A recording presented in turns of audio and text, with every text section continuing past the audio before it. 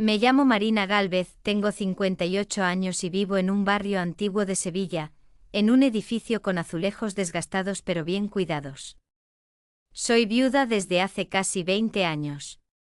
Mi marido murió en un accidente de coche en la carretera hacia Córdoba, y desde entonces mi vida giró en torno a una sola persona, mi hija Lucía.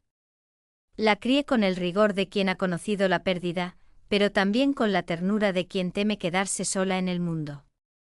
Ella creció, estudió Derecho y tras la universidad, empezó a trabajar en una empresa de diseño en la ciudad.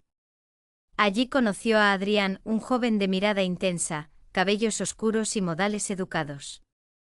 Cuando me lo presentó por primera vez, lo vi demasiado correcto, casi distante, pero con una calma que transmitía confianza. Al principio mi instinto de madre desconfiaba, no quería que Lucía repitiera los errores que yo cometí al casarme muy joven.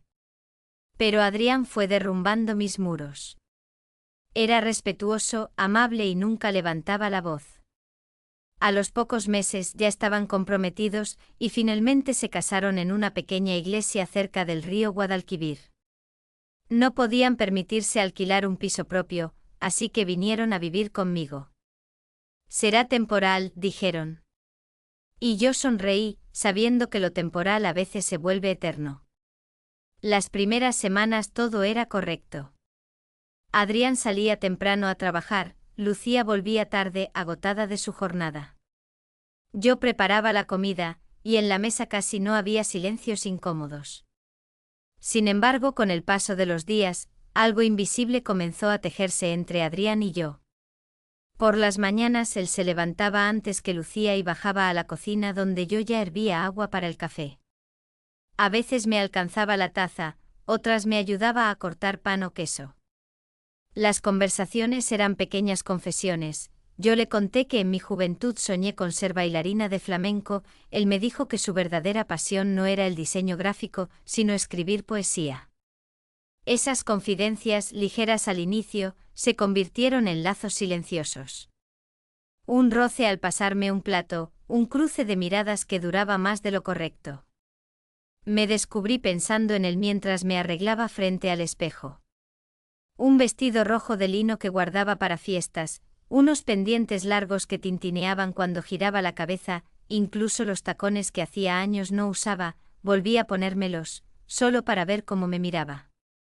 Y sí, lo hacía. Una noche de verano, Sevilla estaba cubierta por una tormenta eléctrica. Lucía aún no había llegado de la oficina. El edificio quedó a oscuras por un corte de luz. Encendí velas y abrí una botella de vino barato. Adrián entró en la cocina y se quedó mirándome mientras yo, con las manos ocupadas, me mordía el labio intentando encender otra vela. ¿Te ayudo?, preguntó con voz grave. Si quieres, respondí sin mirarlo, aunque lo sentía demasiado cerca. En ese instante el silencio se volvió denso, casi prohibido. La llama iluminó su rostro por segundos, y su mirada se clavó en la mía. Sentí un cosquilleo en el estómago, como si hubiera vuelto a tener 20 años. Aparté la vista enseguida, pero el calor permaneció. Esa noche, cuando me acosté, no pude dormir. Pensaba en su olor, en sus manos, en lo prohibido. Me odié por ello, pero también me descubrí sonriendo en la oscuridad. Días después, cuando Lucía anunció que debía viajar a Madrid por trabajo durante 3 días, mi corazón se agitó de una forma inexplicable. Quedaríamos solos en la casa. Me puse un vestido negro sencillo pero ajustado, unas sandalias de tacón bajo y un perfume que hacía años no usaba. La primera noche apenas hablamos. La segunda compartimos una copa de vino en el salón. Adrián me miró fijo y susurró: Marina, ojalá te hubiera conocido antes. No respondí. Solo sonreí con una tristeza que era deseo disfrazado. Sentí que estábamos a punto de cruzar un límite del que no había retorno. Y esa noche, bajo las sombras del salón y con la lluvia golpeando las ventanas, el límite se rompió. No haré descripciones explícitas, diré solo que las caricias que se habían contenido durante semanas se liberaron en un torbellino de piel, suspiros y palabras que jamás debieron pronunciarse. Cuando desperté en la madrugada, Adrián dormía a mi lado. Lo miré con una mezcla de culpa y alivio. En mis labios aún quedaba el sabor del vino y en mis manos, la huella de su piel. Me levanté despacio, me envolví en una bata de seda color marfil y me miré al espejo. Tenía los ojos hinchados, pero brillaban de una manera que hacía años no brillaban. Me pregunté, ¿qué he hecho? Los días después de aquella noche se volvieron extraños. Adrián y yo caminábamos por la casa con cuidado, como si cada rincón nos observara. Cuando Lucía regresó de Madrid, la recibimos con sonrisas demasiado ensayadas. Ella estaba cansada, feliz de volver a casa, y no percibió el temblor invisible que flotaba entre su madre y su marido. Yo me repetía una y otra vez, esto no puede volver a ocurrir. Pero bastaba que él rozara mi mano al pasarme un vaso, o que me mirara en silencio mientras servía el café, para que todo mi cuerpo ardiera de nuevo. Era como una adicción silenciosa. Una tarde de domingo Lucía tuvo que quedarse en la oficina. El calor de Sevilla era sofocante y Adrián entró en la cocina con una camiseta blanca pegada al torso por el sudor. Yo llevaba un vestido azul claro, de tela fina, que dejaba mis hombros descubiertos. Al abrir la nevera, sentí su mirada en mi piel. «Hace calor, ¿verdad?», dijo él como si buscara cualquier excusa para romper el silencio. «Demasiado», respondí, dándole la espalda. Entonces ocurrió, sus dedos rozaron mi nuca apartando un mechón de cabello. Sentí un escalofrío que me paralizó. No fue un gesto inocente. Me giré lentamente y nuestros ojos se encontraron. Por un instante Sevilla desapareció, el reloj dejó de marcar la hora, y todo lo que existía era ese deseo contenido. Nos besamos con desesperación, contra la mesa de la cocina, rodeados de vasos, frutas y un ventilador inútil que giraba lento. Fue un beso húmedo, largo con un sabor a prohibición que me hizo estremecer. Pero antes de que pasara a más, me aparté bruscamente. «No», susurré con voz temblorosa. «No podemos». «Lucía». Adrián me miró con los ojos llenos de fuego. «Lo sé. Pero no puedo dejar de pensarte, Marina». Esa confesión me desgarró. Quise odiarlo pero no pude. Quise huir, pero mis piernas no respondían. Esa noche me encerré en mi habitación. Me quité el vestido y me puse un camisón de seda blanco, demasiado ligero para la época. Frente al espejo me observé, aún tenía curvas, aún había deseo en mí. Y fue entonces cuando me di cuenta de algo cruel. Hacía décadas que nadie me había mirado como él lo hacía. Los días siguientes se convirtieron en una rutina de silencios, miradas robadas y excusas para coincidir. Lucía no sospechaba nada, demasiado ocupada con su trabajo. Y yo, su madre, me hundía cada vez más en un secreto que me estaba devorando por dentro. Hasta que llegó la noticia. Una mañana, Lucía entró en casa con lágrimas en los ojos y un brillo nervioso en la mirada. «Mamá. Adrián, voy a tener un hijo». Sentí que el suelo desaparecía bajo mis pies. «Un hijo. Mi nieto. El hijo de ella, y de él». La sangre se me heló, pero tuve que sonreír. Abracé a Lucía con fuerza, escondiendo mis lágrimas en su cabello. Esa noche no pude dormir. Caminé descalza por la casa, con un camisón negro que caía como un velo sobre mi piel. En el pasillo, lo encontré. Adrián estaba sentado en la oscuridad, con la cabeza entre las manos. Me acerqué en silencio. Cuando levantó la mirada, sus ojos estaban rojos. «Ahora todo está perdido, ¿verdad?», murmuró. «No, ahora empieza otra vida. Pero no para nosotros». Nos miramos largo rato sin decir más. Yo sentía que debía alejarme, que debía arrancar de raíz ese sentimiento. Pero en mi interior sabía que era imposible. Lo deseaba más que nunca. Los días siguientes fueron una mezcla de ternura hacia mi hija y una tortura silenciosa conmigo misma. Empecé a buscar excusas para salir, para alejarme, pero cada vez que Adrián me encontraba sola, sus ojos me recordaban que no éramos dueños de nada. Hasta que un día, en un café del centro, le dije lo que me estaba destrozando. Esto tiene que terminar. Serás el padre de mi nieto.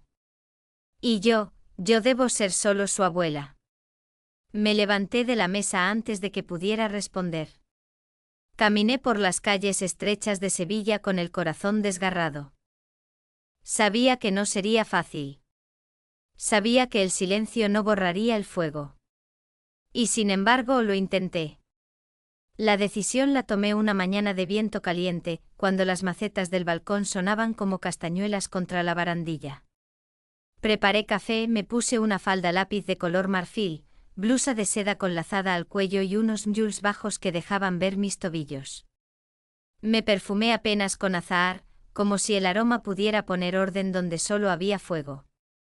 Había repetido la frase en mi cabeza toda la noche, se terminó. Tenía que decírselo a Adrián en un lugar público con gente para no flaquear.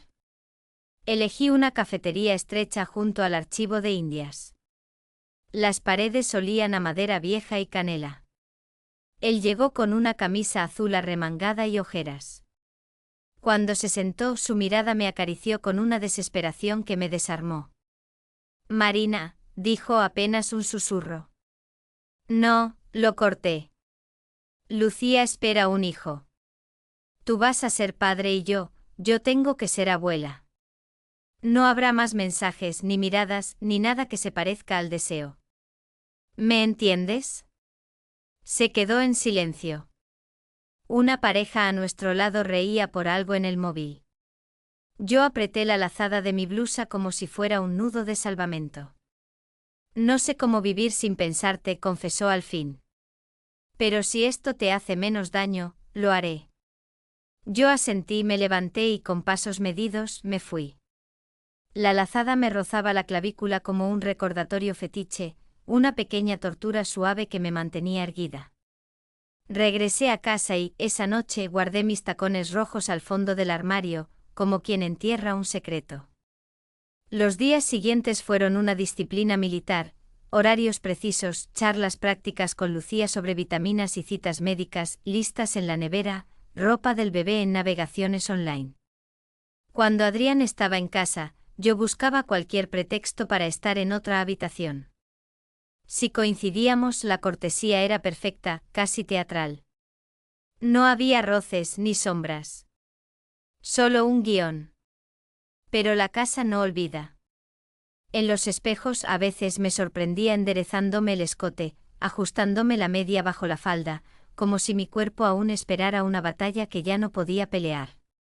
Y por las noches me imponía rituales de calma, crema de manos con olor a vainilla, una bata larga de satén que cerraba hasta el cuello, pasos lentos por el pasillo oscuro. Esa censura doméstica era mi penitencia. Un sábado, mientras ordenaba la habitación de invitados, encontré el viejo móvil de Adrián en una caja de cables. No lo toqué. Cerré la caja de inmediato, pero el zumbido en el pecho no me dejó en paz. Horas después, escuché a Lucía reír en el salón. Cuando salí, estaba sola, con el móvil antiguo en la mano, la pantalla rota encendida. Me clavó los ojos, iba pálida, pero sus labios temblaban de rabia. Mamá, dijo con una calma que nunca le había oído, ¿tú sabías que Adrián escribe notas nocturnas? La casa huele a azahar, su bata de seda me roza la memoria, ¿a quién le escribe eso? La sangre se me fue a los pies. Intenté acercarme, pero ella dio un paso atrás. Lucía. No me mientas. ¿Pasó algo entre ustedes? El silencio pesó como plomo. Yo abrí la boca y la cerré. Ella apretó el móvil hasta que crujió. No necesito detalles, susurró. Solo quiero la verdad. ¿Sí o no? Mi voz salió rota. Sí. Fue un error, y ya terminó. Lucía bajó la mirada. No lloró. Eso me destruyó más que cualquier grito. Dejó el móvil en la mesa con cuidado y se fue a su habitación sin cerrar de un portazo. Me quedé de pie con la bata imaginaria pesando sobre los hombros como una culpa material. Esa noche Adrián no volvió a casa. Yo me senté en la cocina con una taza de agua caliente que no supe para qué servía. Di vueltas al anillo que ya no llevaba desde que enviudé, el gesto fantasma me hizo entender lo obvio, tenía que irme. Al amanecer escribí una nota para Lucía con letra lenta. Hija, no te pido perdón porque no alcanza. Solo te pido tiempo. Me voy para no hacerte más daño. Cuida de tu niña. Volveré cuando ya no duela mirarnos. Metí 2 vestidos, una Rebeca, mis sandalias preferidas y un par de guantes de malla que nunca usé, un capricho frívolo que ahora parecía ridículo. Tomé un autobús hacia Conil de la Frontera. Necesitaba mar, horizonte. Sal. Llegué a mediodía, casas blancas, geranios y un viento que despeinaba los remordimientos. Alquilé un cuarto en una pensión regentada por una mujer mayor, Paca, que no hacía preguntas.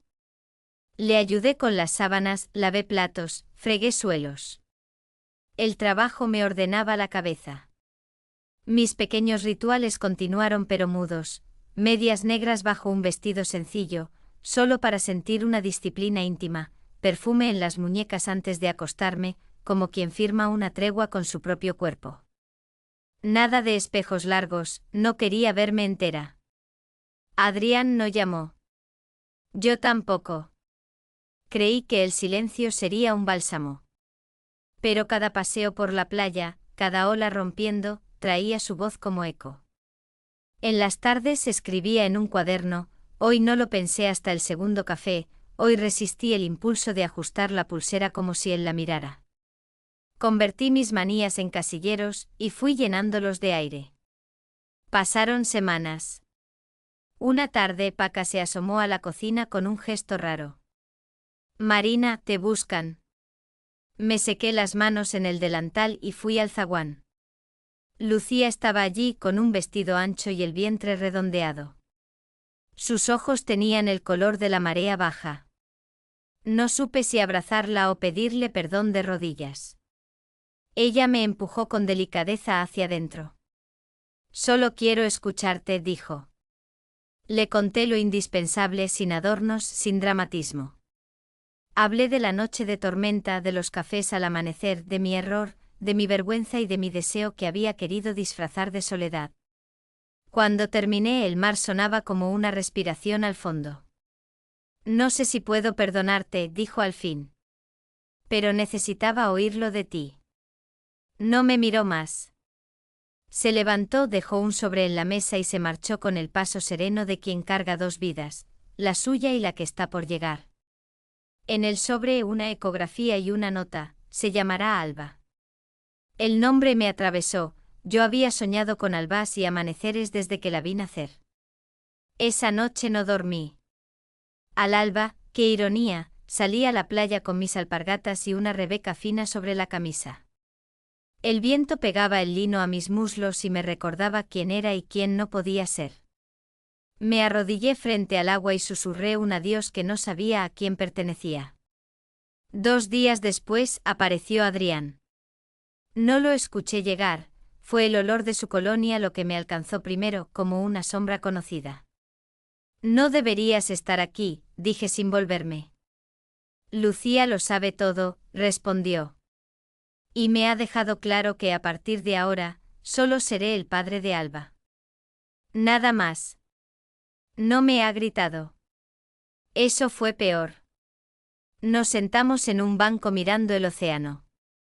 Él me tomó la mano, yo la retiré. No por orgullo, por supervivencia. No podemos seguir escondiéndonos, dijo con una calma nueva. Lo nuestro ya es un rumor en Sevilla. Alguien habló. Han preguntado en la empresa. Me miran distinto. Sentí que la arena se hundía bajo nuestros pies.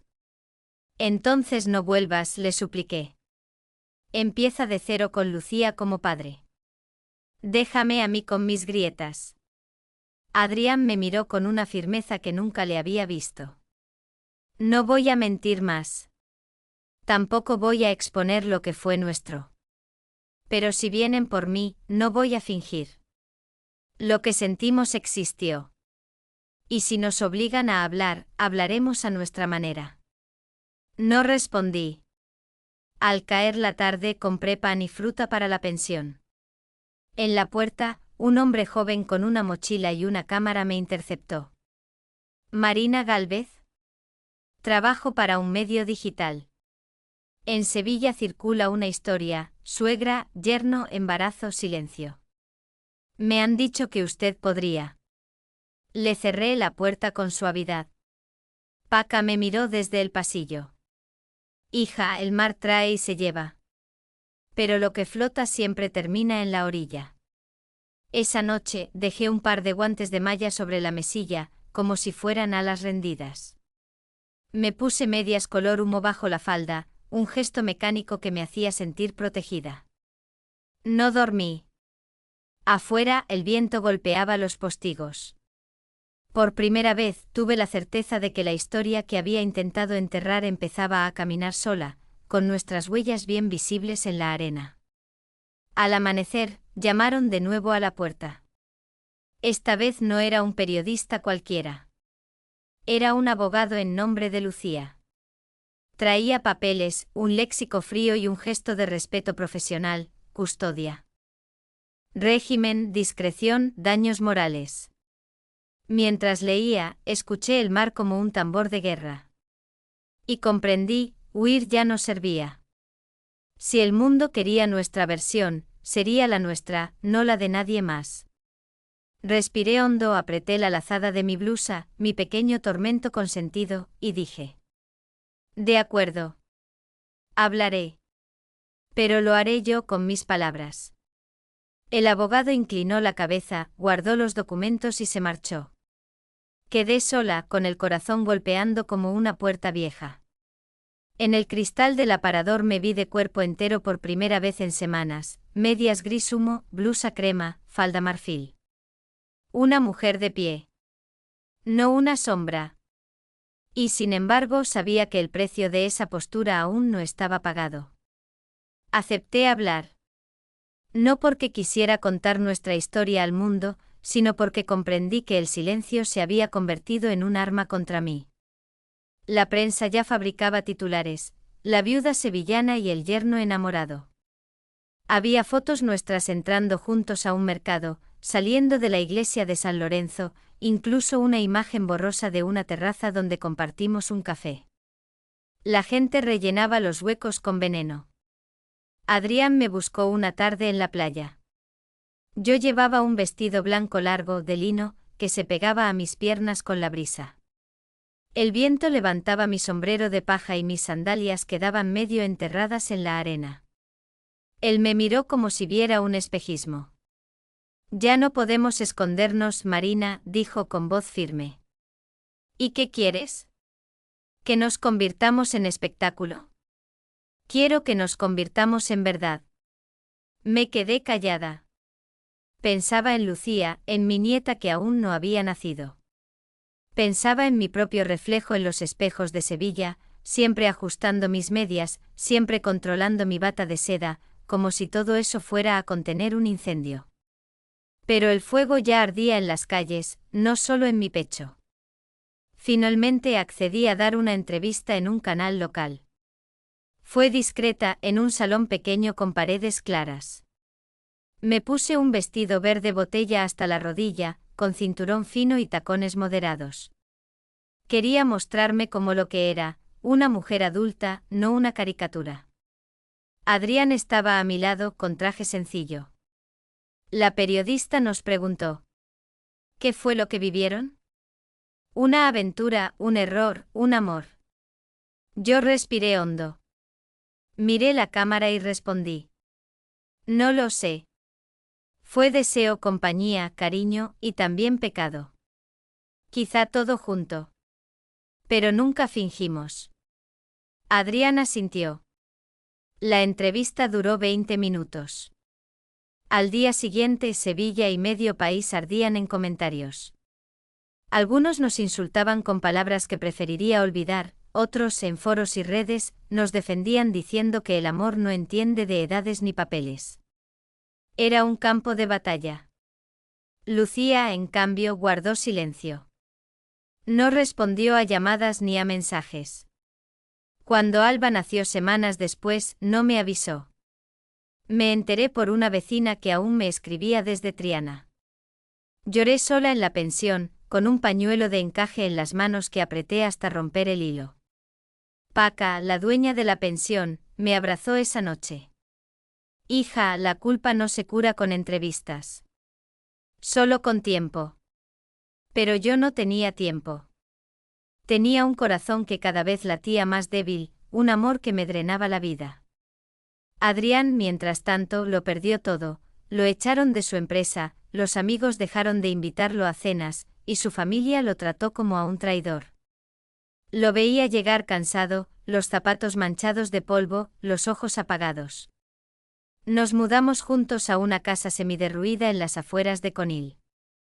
Allí plantamos tomates, pintamos paredes con cal barata, y dormíamos en un colchón que olía a humedad. No era lujo, pero era nuestro escondite. Había noches en que lo único que nos calmaba era abrazarnos hasta quedar sin aire. La pasión no era la misma de antes, se volvió más oscura, más intensa, casi desesperada. Una madrugada, lo encontré en el patio, mirando el mar desde la distancia. Tenía los puños cerrados. No puedo más, Marina. Perdí a mi hija antes de conocerla. Perdí mi vida. Solo me quedas tú. Me acerqué y le acaricié el cabello con manos temblorosas.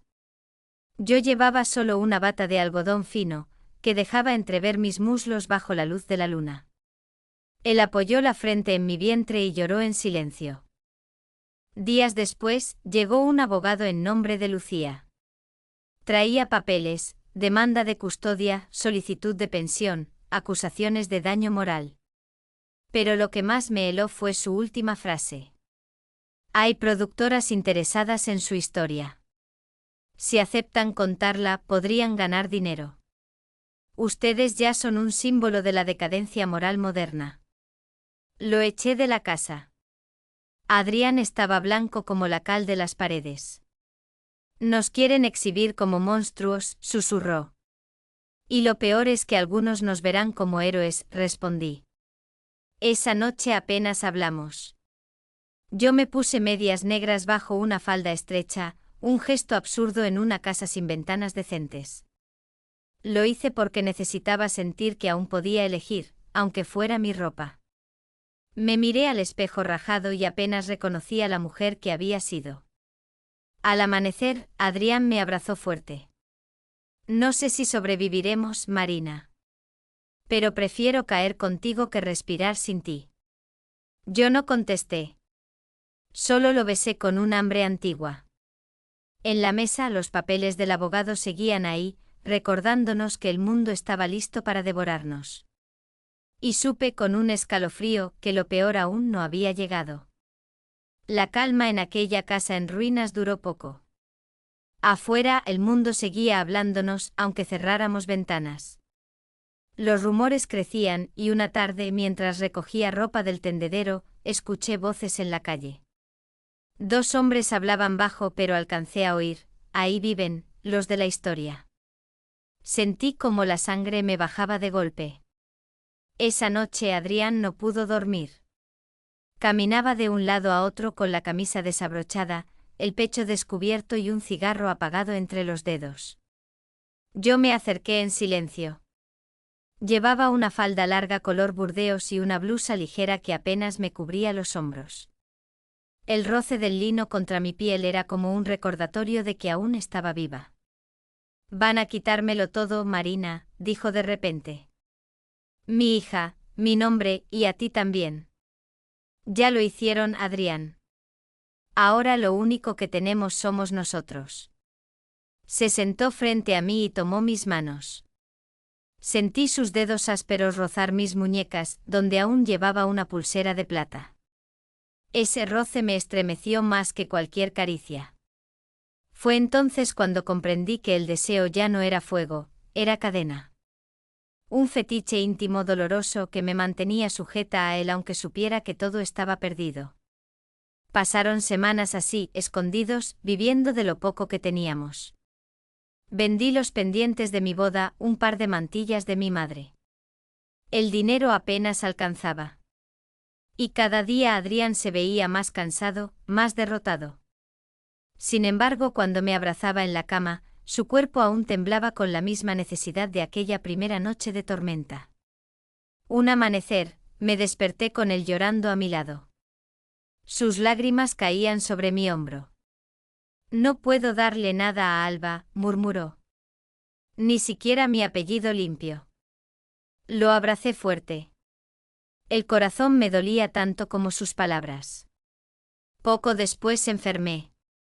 Al principio era un cansancio extraño, luego fiebres que iban y venían. Paca, la vieja dueña de la pensión, vino a verme y me dijo que debía ir al médico, pero yo ya sabía la verdad, mi cuerpo se apagaba. Una noche entre mareos, le pedí a Adrián que se sentara a mi lado. Llevaba una bata blanca de algodón, y él, como siempre, no podía dejar de mirarme. No llores cuando me vaya, le dije con voz débil. Porque contigo viví lo que nunca creí posible. No quiero que me recuerden como pecado, sino como verdad. Él me sostuvo las manos hasta el amanecer. Y cuando cerré los ojos, lo último que escuché fue su voz susurrando, «Eres lo único real que tuve». Mi entierro fue pequeño. Pocas personas, apenas una cruz y un ramo de lirios. Adrián permaneció solo, vestido de negro, bajo la lluvia que golpeaba la tierra recién removida. Nadie más de Sevilla vino. Ni siquiera Lucía. El silencio del cementerio fue la última cortina de mi vida. Adrián recogió mis pocas pertenencias. Entre ellas, un cuaderno que yo había escondido en el fondo de un baúl. Mis diarios. En esas páginas había escrito mis pensamientos desde que enviudé, mis miedos, mis culpas, mis deseos secretos y, finalmente, la historia de él y yo. Lo leyó durante noches enteras con la voz quebrada, como si cada palabra fuera un espejo roto.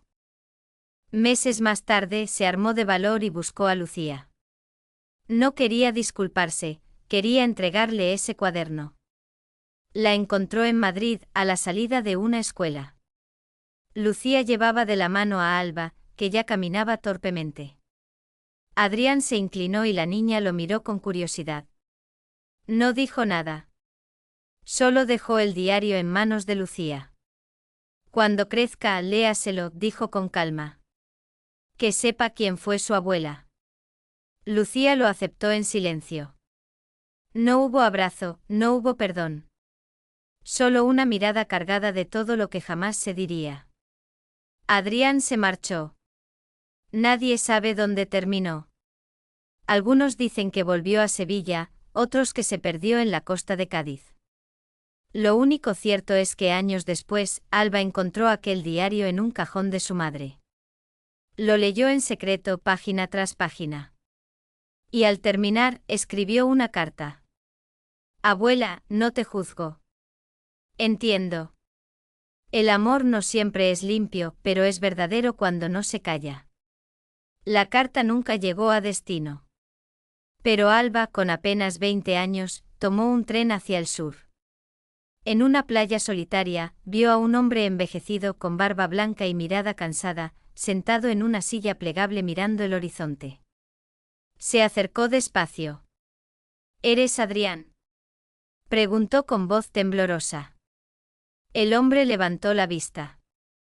Sus ojos se llenaron de lágrimas al ver a aquella joven tan parecida a Lucía, pero con algo suyo en la mirada. Soy Alba, dijo ella.